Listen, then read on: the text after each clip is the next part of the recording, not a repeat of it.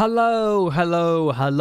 Welcome everyone to JLABTV. I am JLAB and this is Football Manager 2022, the Youth Academy Challenge with Beira-Mar. We're looking at Will Pope today because he has developed so nicely and so quickly that he might actually become the best player in our team by some distance. And he could also play as a striker up front for me if I ever needed him to be. So, interesting times ahead for us, I'd like to think. He can play as a deep line forward on support or attack. He's better at the support role, but he can also be a good player in midfield. Now, Mazzala is not as good as, so he's not able to play as a result of it right now. But if he continues to develop the way he has been developing so far this season and this year, we could be looking at a very exciting young talent. And this is his development in just the last year alone. His mentals have seen major improvements, as have his physicals. So I like to think Will Pope, as a resolute personality, is developing quite nicely. Now, we've also had a few games since we last met. What we're going to do is see the 4 games we've had since we last met, and then play the next game that's on the list, and then get our youth intake, because that's what we're going to be doing today. Seeing if our youth intake is as good as we're promised it would be. Let's get going. So the first game we had was away from home against Belenenses, and we took the lead inside 88 minutes in the game. Correa gets the opening goal. By this point, our opponents were down to 10 men, and when we get our second goal in the 92nd, 93rd minute, it was looking very promising indeed. Colin Clark plays across, it hits the defender, and the defender puts his own back into his own net, and 2-0, we're looking good. And we've beaten both Belenenses teams at their grounds this year, which for me is actually kind of exciting, and told me that yes, maybe, just maybe, we were a team that could do a lot of damage. It was also our first win in 6 matches, so thank God we finally got the win. The next game we had was at home against Estoril, and we took the lead after Sendova gets on the end of the free kick, which hit the post, and it was the only goal of the game. So you could really say we're a bit lucky to have won the game, but at the same time, I don't care. We've got to win. That's all I care about. 1-0 against Estoril, who we've had issues with in the past, and thankfully, we were able to win this time, so a good 3 points to our record. We then went to Loro and we went behind inside 10 minutes, much to my surprise, because of this cross that gets deflected off the goal of the defender, and Delmas gets there first. Keeper made an absolute mess of it. We do, however, get an equaliser. Gudien plays this across, finds Sandoval. Sandoval scores the finish. So, equaliser, share the spoils, 7 points in the last 3 matches. It's looking very promising indeed. Should we won the game? Well, we had an XG of 2.12, so maybe we should have won the game, but we managed to get a share of the spoils. We didn't lose, and 7 points in the last 3 matches. We're getting further and further away from the relegation zone. We're looking very good indeed. Can we continue this run? We then hosted Chavez, and we took the lead inside 2 minutes. Mauricio Barreto has a free kick in him, it seems, and he can score from them. But then we can see from a corner, and I'm a bit disappointed that the keeper gets called out by Sampaio's looping header. And we try to head the ball away in the 41st minute of the game from their own free kick, but we get called out, and Fernandez scores. I'm a little disappointed we conceded there, and we lost the game by 2-1. But they were the better team, and honestly, if we had survived and held on, I would have felt a little sorry for them. Pereira had a 6.5 rating. Disappointing game as far as I'm concerned from him. Both goalkeepers need to improve and quickly if they want to keep up to the level of standards that we are in this division. Even if we're not, it's actually doing too badly. So we've already got more wins this year than we did in the entirety of last year, and we're only 3 points away from matching the amount of points we got last year as well, which is actually kind of nice. We're playing on Saturday, so Trafonse, who we are taking on today, in 17th place. We should theoretically be beating this team, but we know how that can go on paper. We're 13 points clear of them and 13 points clear of the relegation zone. If we don't win today, then I feel a little disappointed. I really would be. So hopefully our record is going to be better. We're not drawing as many games, but also winning more games as well. So maybe there's a flip side to our problems here. Still, we're going to take on Trafonse today. We're going to try and make sure we win this game. And I like to think we can get all 3 points. Now, I know that for some people, what I'm trying to do isn't probably not the smartest in the world. I'm bringing Casanova in. I say that. Menetre, as of late, has a 7.8, a 7.7. I'm playing him today because Casanova had a 6.6, 6.9 appearances recently. And then we've got Barreto, who's been getting a 7.6 in a lot of games, as well as at 8.2. So Barreto and Menetre are actually very much showing that they deserve to be in the team. Colin Clark we're going to take out the first team because it's not been great as of late. Brian, who is leaving, I think we will need to keep in the squad. Yeah, Paredes comes in instead. He hasn't played for a long time, but I feel like we can trust him to do a good job. And if he needs to come off, we've got Brian on the bench as well anyway, so it's fine. We are looking at a good team. Jafino's a bit annoying. He's annoying, actually. He's playing both wings. He hasn't been great as of late. 6 points, but he can do well on the right back, so I'm going to trust him in the right back. He's not a left back at this point, I realise now. Jafino needs to play on the right back if he's going to do well. So we're going to play him. It's a risk, I know. Pereira, being as poor as he is still starting. Even though he had a bad game last night, he still had a 7 point. Yeah, he's really consistent otherwise. So apart from that one game against Chavez, he's been really consistent for us. So the startup is this. Pereira, Jafino, Beretta, Melate, Paredes. Beretta is a DM by having a crashed performance last time out. It's a 6.6. Alvarez starts in midfield along with Correa. They got Goodien, who starts as a right back. He's been consistent there. You've then got Akende, who hasn't been great last game. I probably should have not played him, but he's also playing the different side of the pitch. Antonio has also been rather poor as of late anyway, but Kende starts at the left inside forward. And then you got Sandoval, who wasn't great last time, but has been scoring, so kind of can't really take him out right now. So let's see what we can do in this game and hope we can get all 3 points, shall we? We've got a throw. This is a good start that we're already doing this well. And we have this many chances already. And Akende scores. He didn't have a good game last time, but he's got a goal now. And the fact he's got his third of the season for us, and he's now got 9 goals overall for the team, is very promising indeed. This takes up to 10th place and will actually match the point we had last year already. It's a good header. I don't know how he gets there first, but he does. 1-0 either way. We have a throw now themselves, and we can hold on to this lead. We're looking good. Trafonso are actually in 17th place in prediction, below us, which is saying a lot. But there's a team actually worse than us in predictions. Sandoval, Goodien, goes for goal. That's a bad miss. Cosme plays it back to Fugiado. Here's Berry. Oliveira over the bar. Disappointing to give that away, honestly. Free kick. Barreto can score from these. We've seen it before. Oh, not far away. Barreto. Here's Breda.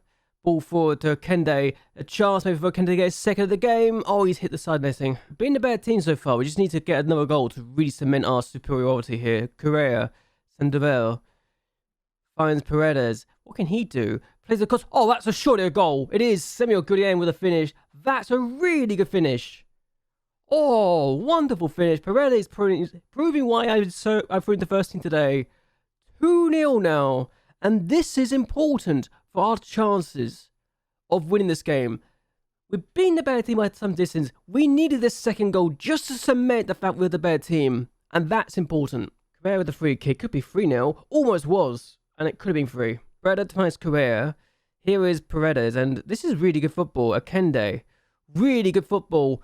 Alvarez, chance. Oh, he's missed it. So this has been the most one-sided game I've seen in a while in our favour, and 11 shots to their 1. We've been the better team by some distance here. Free kick for us. Jafino finds Alvarez.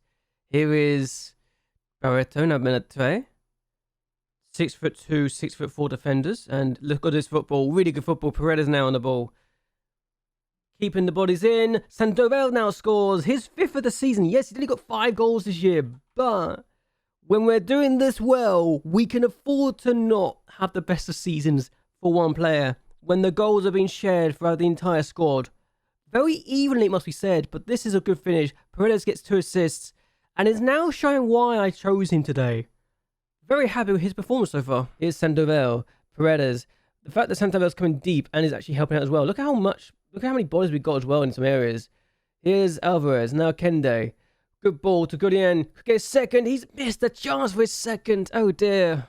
Oh, Paredes is now injured. Oh, I literally was thinking he'll be fine, but no, we're pounding on injury. That's not good. Jafino finds Breda. Now Alvarez again. Breda again. Correa finds Akende. Good ball. Goodien could get a second. No, it's been done up by the goalkeeper. Now Akende. Sandoval finds Alvarez. Oh, Correa now can make this 4. He has done in the past. He's now made it 4. His 5th of the season. This has been very, very easy in this game, and I'm enjoying this. I'm enjoying watching this kind of performance. 4-0 away from her against Trafonse. I knew this could be a good game. I didn't think it'd be this good, though.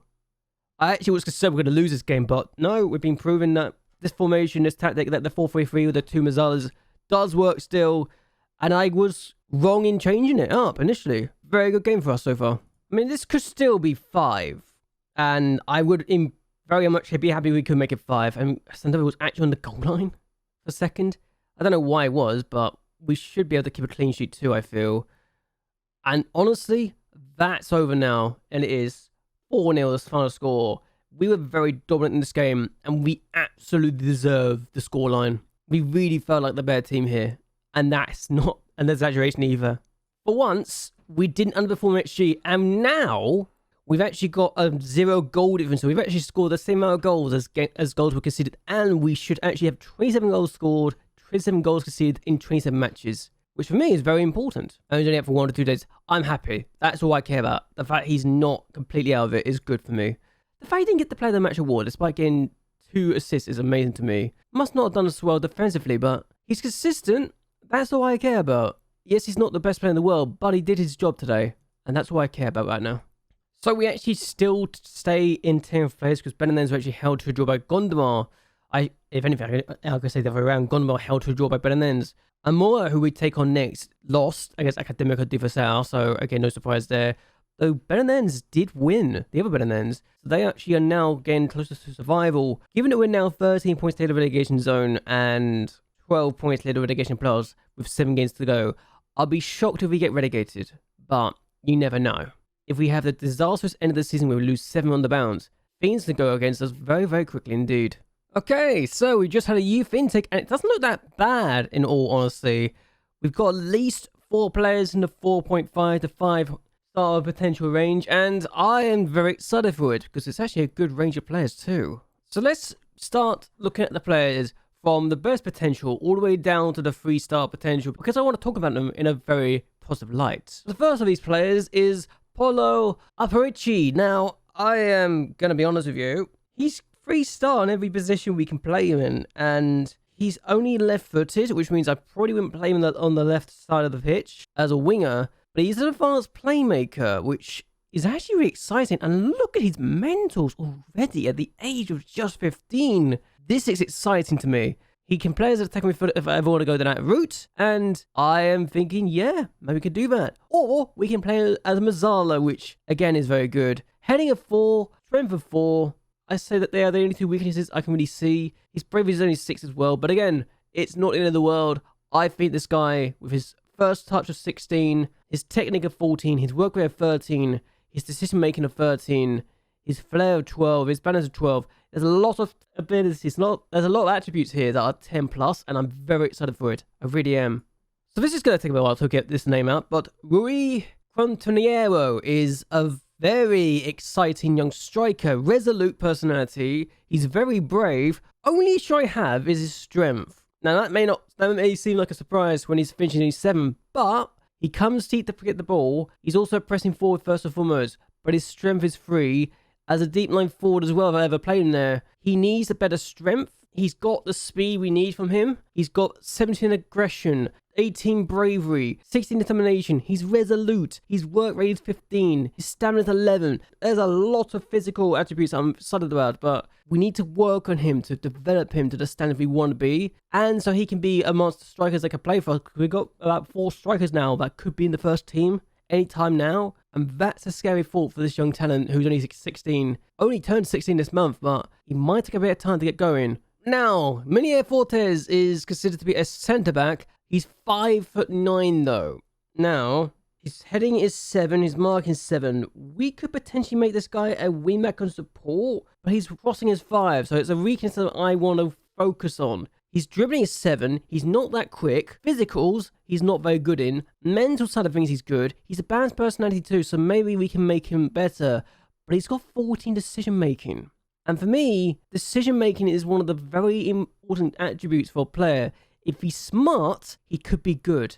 Needs to work his anticipation. Yes, he's only 6 anticipation as well, but again, we can work on this, and he's only 15. He's got a lot of room to grow in his 4.5 star potential ability. I'm not upset by this. Now, Arthur Gamiero is an interesting player. He plays as a DM, which is very important for us. He's 19 aggression, 19 bravery, 16 teamwork. So he could be very good for us. I could play him as a defensive midfielder, which honestly is what I use anyway. He wouldn't be out of place. He's got 7 strength too, so he's definitely got more strength than some of the players I've already shown today.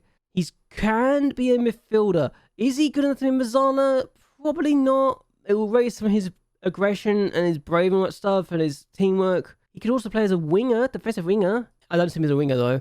He could also play as an advanced playmaker, which again would be a waste of some of his attributes. So I say defensive midfielder and support could be what we're looking at him for. And I don't mind that. He's got a good amount of ability, and while he's unambitious, we can train him out of that. And I'm hopeful we can. Fabio Gomez is a winger on the left-hand side. Low determination, but he's got physicals to say, and I am very excited for his physicals. If we can train him to do more than just this, then he could be very useful. If we could train his right foot to not be so weak, he's good. He's really good. João Gil is a goalkeeper. It could be Gil, it could be Gil. But João Gil, I'm going to go back for now, has got some interesting goalkeeping attributes with 16 punching tendency, reflexes of 14, rushing out tendency of 18. He's spirited personality as well. Yes, he's only 4-star potential ability, but he's not far away from our 2 goalkeepers that start right now, so let's compare him to Pereira. There's not a lot of difference between him and Pereira,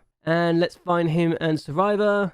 Not a lot of difference between the two of them either. Yes, his Survivor's also older, and he's also faster.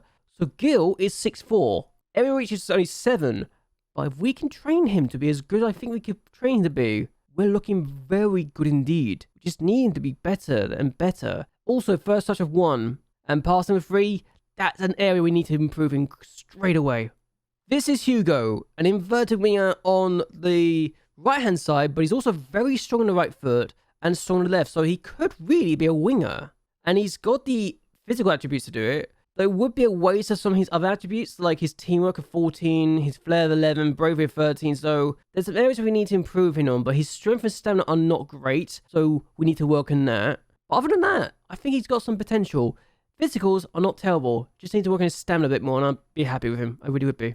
Jose Laranija is a winger. Definite winger.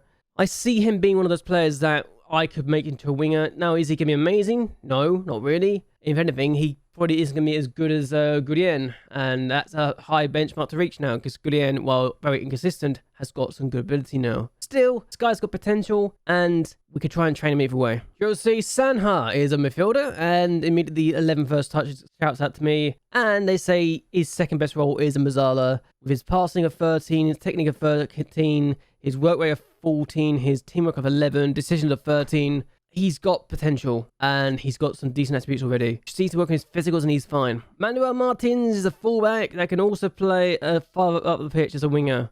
Not sure about that, but his flair is 13, so maybe he could technically do it. He's got 15 determination despite being unambitious. He's got wingback as well as part of a back 5 we need him to be. He's got 15 long throws. That's calling to me already for a long throw specialist to be in our team. So let's look at the wingback as a ball. He needs to work on his physicals as well, but other than that, I think his mentals are pretty exciting to say the least. So Omar Junca is a Spaniard who's literally from Oviedo. Now, he's definitely an inverted winger, inside forward, if I ever saw one. He needs to work on his finishing a little bit, but honestly, okay, maybe he needs to work on a few things apart from his finishing. Physicals needs to be worked on, as does his mentals and technicals, but then again, he's only 15. It's not surprising. Ivor Moitz is a defender who's 6 foot, but could also play as a centre midfielder. Okay, he's not very good at that, but I look at him, I see potential. Strength is 3, that needs to be worked on immediately, but a lot of things needs to work on, like his heading as well. His bravery's fault is 17, so he's definitely brave enough to try it. Just needs to work on his strength and he'd be good. Gabriel Alves, an attacking midfielder. He's not as good as David Alves, but yes, could be decent if he works on everything. I literally mean everything. Last person we're going to talk about is Francisco Teixeira, and yeah, I'm going to be kind and say he's rubbish at everything. That's the best I can give him. He needs work. Still, we're going to end this here. I hope you guys have actually enjoyed yourselves. I hope you guys will like and share this video and subscribe to the channel. It really does help me a lot. What do you think of our latest intake? Who do you think would be the best player of the bunch? Because I like some of the personalities here. And actually, apart from some of the unambitious people and maybe a fickle person here or there and low determination, this feels like a better intake for personalities than anything else, which is saying a lot. So yeah, excited for that. But either way, until next time, goodbye and well, good night.